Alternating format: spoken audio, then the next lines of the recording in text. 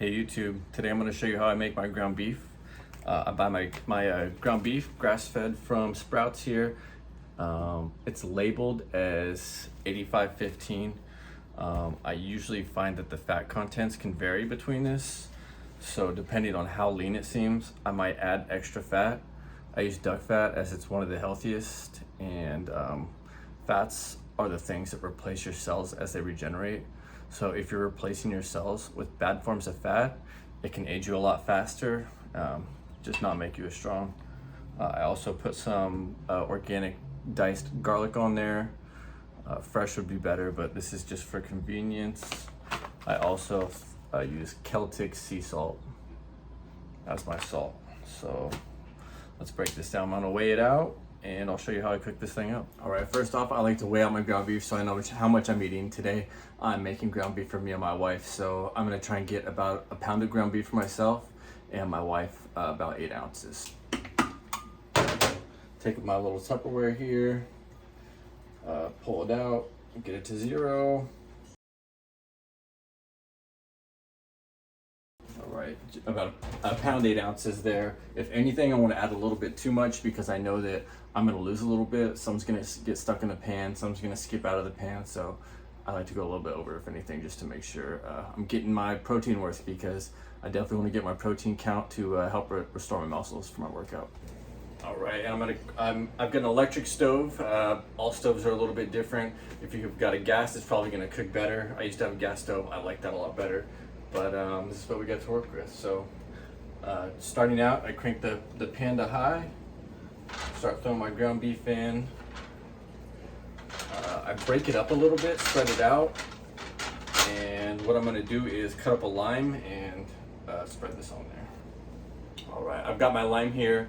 I'm gonna put it on. I use lime for a few reasons. First off, I love the way that lime tastes on meat, red meat especially. The second reason is, and I don't completely know the science behind this, I got it from Thomas DeLauer, if you've heard of him. He said that caramelized meats are something that can add to aging cells. And wanting to be healthy, especially in the long run, I want to counteract the caramelization as much as possible. And for me, caramelized meats are one of my favorite things. It's one of the things I love most about eating meat, is that crispy brown caramelization on the outside. I just think it's so good, and it just provides me so much enjoyment. So I'm doing what I can to counteract the negative effects of caramelization with the lime here. Right. And I'm just gonna start by getting that lime in here before it starts to get caramelized at all, while the pan's still heating up. I want to try and get it all over the meat.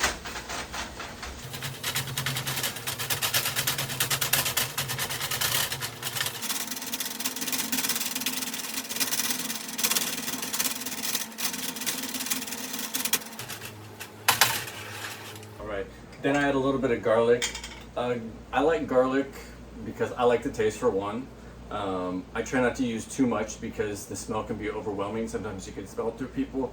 But garlic and onions are something that are said to help males produce testosterone, which is something that I want to keep doing as I get older. I want to stay natural. I don't want to have to do TRT therapy or anything else, and I want to keep my body young, producing muscle for as long as I can. So I try and do all those little hacks with my food, especially if they're enjoyable. So yeah, not too much garlic, just a little bit. Then I'll add some of that Celtic salt to it. I'll give you a little eye of what I do here. Not a crazy amount, but it is pretty good. I for one don't mind the sodium. I know there's a lot of negative things about sodium, but I think if I'm using good sources of sodium, like Celtic salt, Himalayan salt, that it's not going to be as bad for me. It's going to help me retain water in my muscles, which is going to help my strength, for one. But yeah, it's got good minerals in it too, so I don't really see the harm in it, especially since I'm not eating a lot of processed foods with a lot of bad sources of sodium.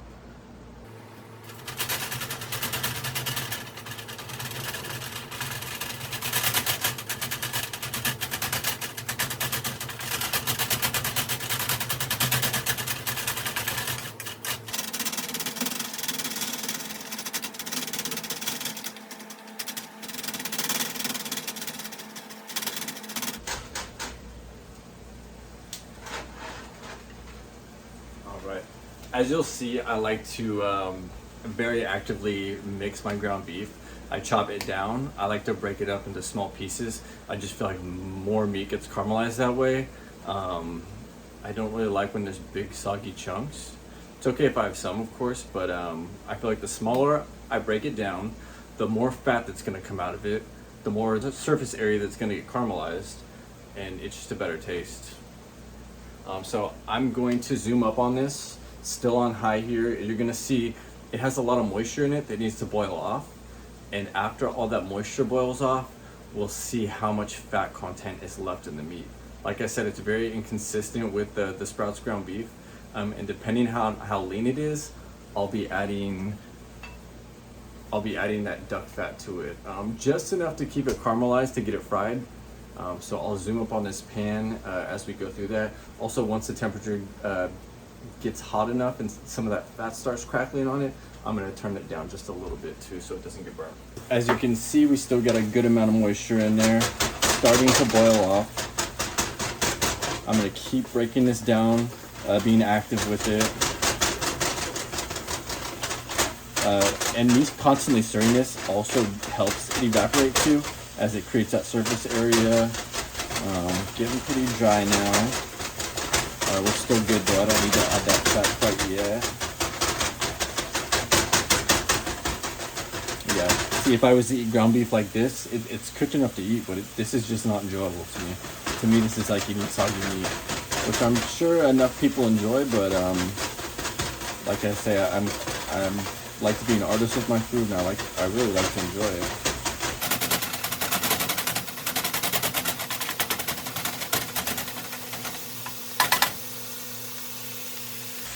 All right, so I'm letting it sizzle off a little bit. Can start to, I do this a lot, so I kind of get a feel for it. I can sense how much fat is on there. Not too much, or we would see it looking a little bit greasier right there. That's mostly moisture there boiling off still. And I'm gonna start to add the fats. All right, and I usually don't add this all at once. I start slow, right? That's actually a good amount of fat right there. It's probably, what, tablespoon and a half or so. But like I say, I'm probably making about an 80-20 ground beef here. I'm not so afraid of the fats, as my diet is more fat than carbs, right? You need something for an energy source, and I'm not running around all day. I work from home. Besides my workouts, I don't have a super physical day, right? So I feel like the fat is good enough for me to have energy for my workouts in the morning and then get my work done all day.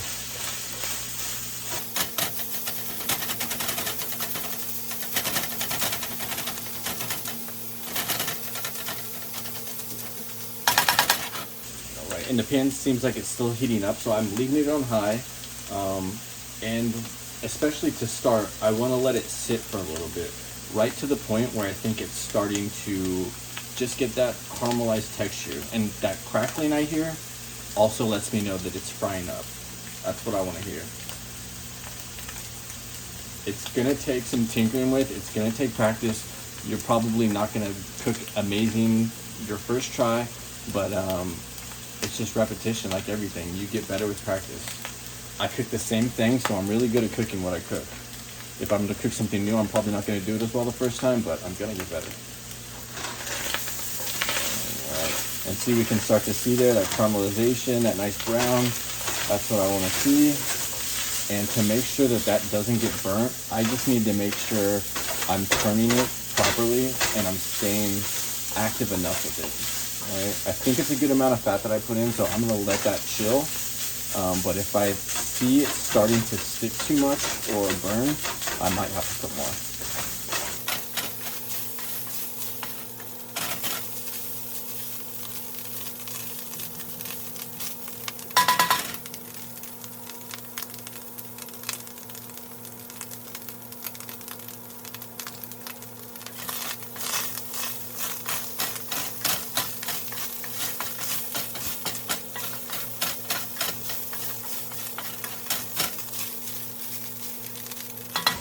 All right, so another theory behind my high fat diet is that I know that your brain power runs on fats, right? Things like walnuts, nuts in general lead to brain power. Your cells are also regenerated with fat. So the fats that you eat are what are replacing your cells. Carbs give you energy. You know, you gotta go run a marathon, you gotta go have a busy day running around, lifting shit, like carbs are gonna be good, but I consume fats because, yeah, I want to replace my cells with something healthy and keep my brain pumping. I don't have to run around too much.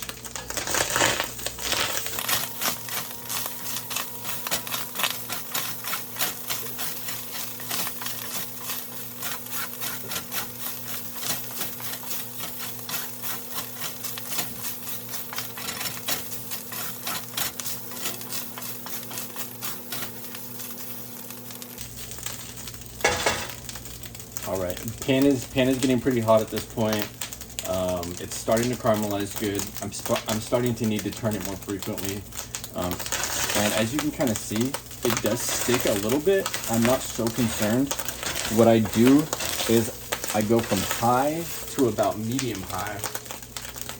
Let it cool just a little bit because I don't want that stuff to burn. Once it burns, it's over. You can't save it from being burned. So that's just one thing to consider. You also can't caramelize it if it's not hot enough. So it's a fine line.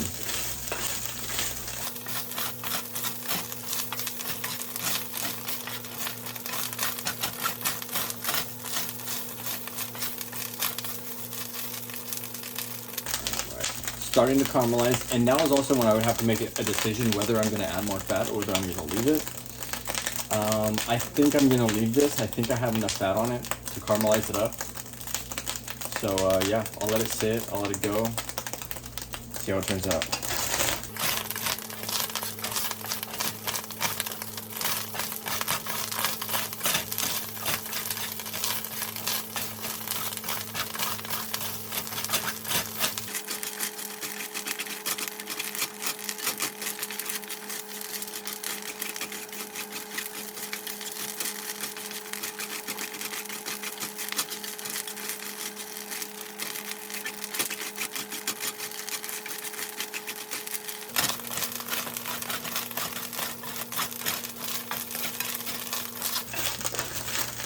All right, I think you can see we're getting very close to it being ready. A good amount is caramelized. I like to go just a little bit more. There's something about pulling it off the heat or leaving it. I'm sorry. There's something about when it's in the heat like this, it seems more caramelized than it is. Once you pull it out and let it sit, some of that disappears. I don't exactly know the science behind it, but it's something I've noticed. So I like to go a little bit more because that caramelization honestly is just so good.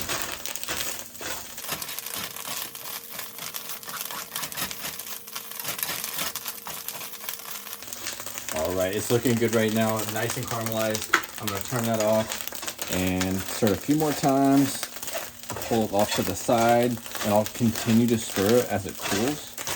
Let me put it over here.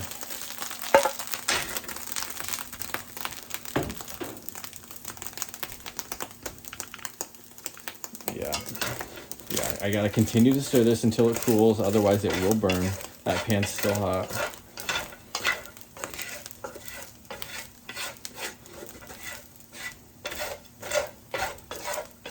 I don't want to hear it sizzling anymore.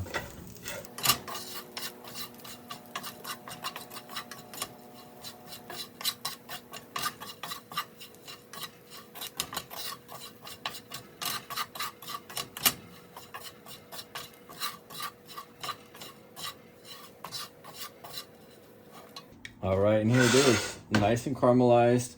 As you can see, no burnt pieces. You can also see there's no fat pooling, right? A lot of times you'll buy 80-20 ground beef and you'll see fat pooling. So, I mean, that's usually how I judge it.